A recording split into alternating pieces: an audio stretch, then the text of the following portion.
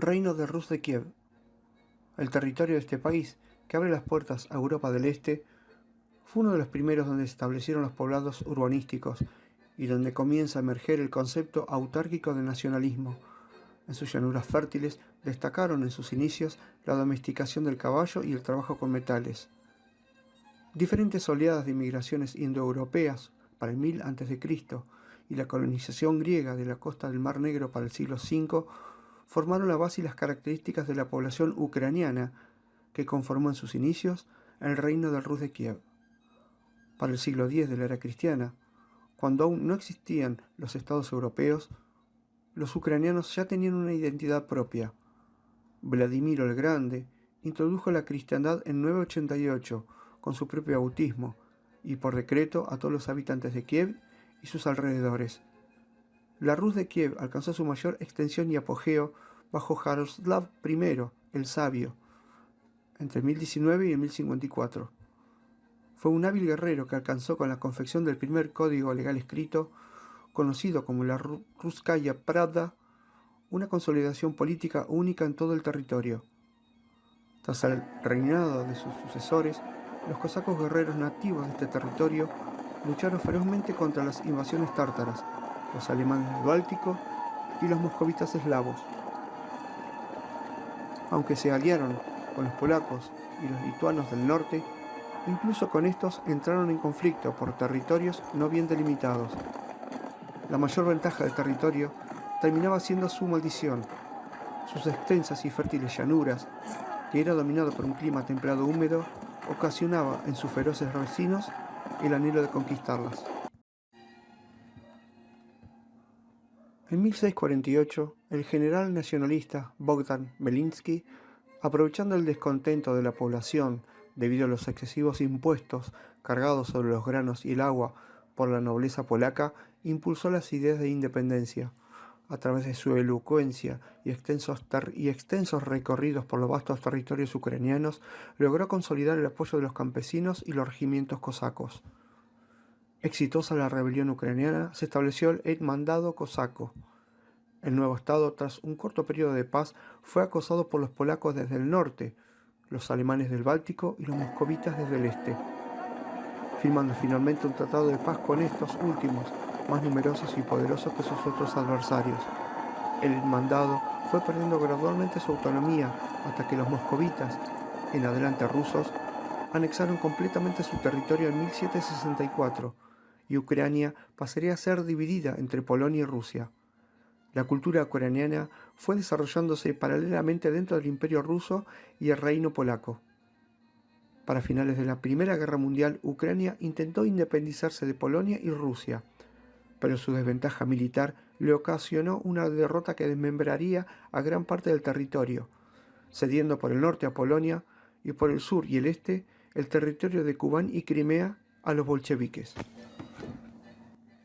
La política de ucranización, que era parte del proyecto político de colectivización de tierras llevado adelante por Stalin, ocasionó la hambruna de Holodomor, que entre 1932 y 1933 ocasionó la muerte de unos 12 millones de ucranianos, aunque nunca confirmada certeramente la cifra. Una fuerte sequía asoló los territorios rusos, por lo que los granos ucranianos sirvieron para paliar el hambre en la joven Unión de los Estados Soviéticos. Si bien para la Segunda Guerra Mundial Ucrania fue invadida por los nazis, sus tropas cosacas sirvieron al Reich, aspirando con ello a la expulsión de los rusos de sus territorios. Para finales del conflicto armado, Stalin se desquitó con la población ucraniana, sumiéndola en otra hambruna, aunque menos feroz que la anterior. Los granos ucranianos sirvieron para pagar los recursos militares recibidos por Occidente, particularmente desde los Estados Unidos.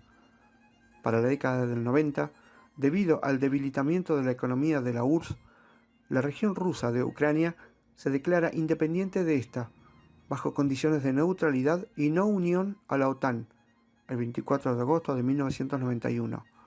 Sin embargo, a raíz de la rebelión popular contra el electo Víktor Yanukovych en febrero de 2014, por los deseos de la juventud de acercarse a Europa con el movimiento Maidán, la península de Crimea es absorta por la Federación Rusa a través de un referéndum que no es reconocido por la ONU.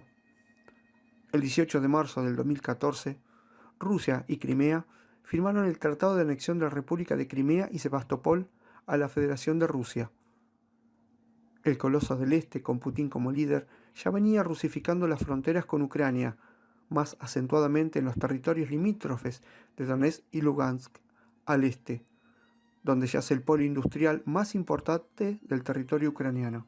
Para mayo del mismo año, rebeldes prorrusos armados habían declarado la autonomía de las repúblicas populares de Donetsk y de Lugansk, alentados por el Kremlin, que además de entrenarlos y armarlos, los impulsó a una guerra de secesión interna.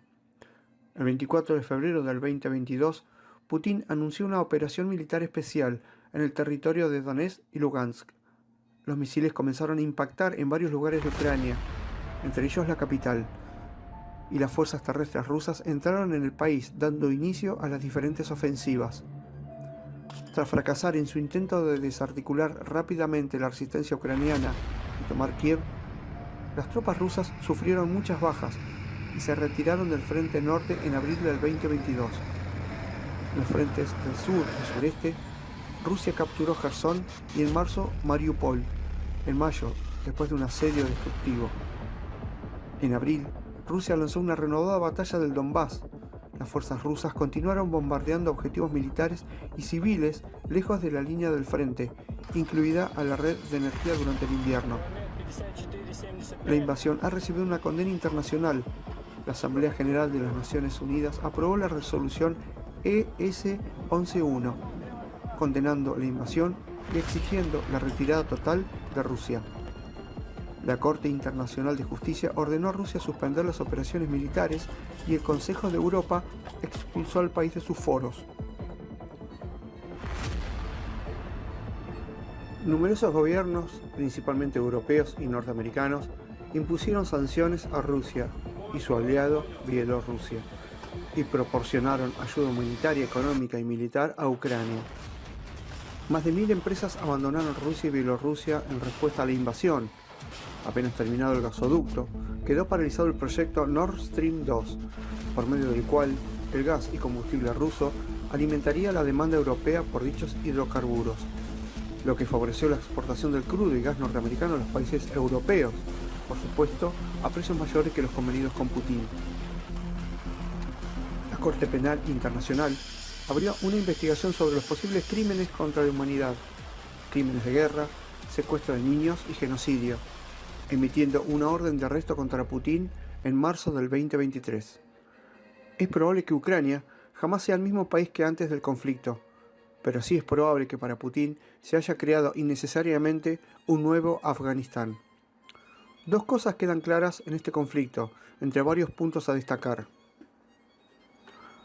Primero, Rusia subestimó la resistencia ucraniana y su ataque relámpago no tuvo ni la logística ni un ejército preparado como el mundo hubiera imaginado.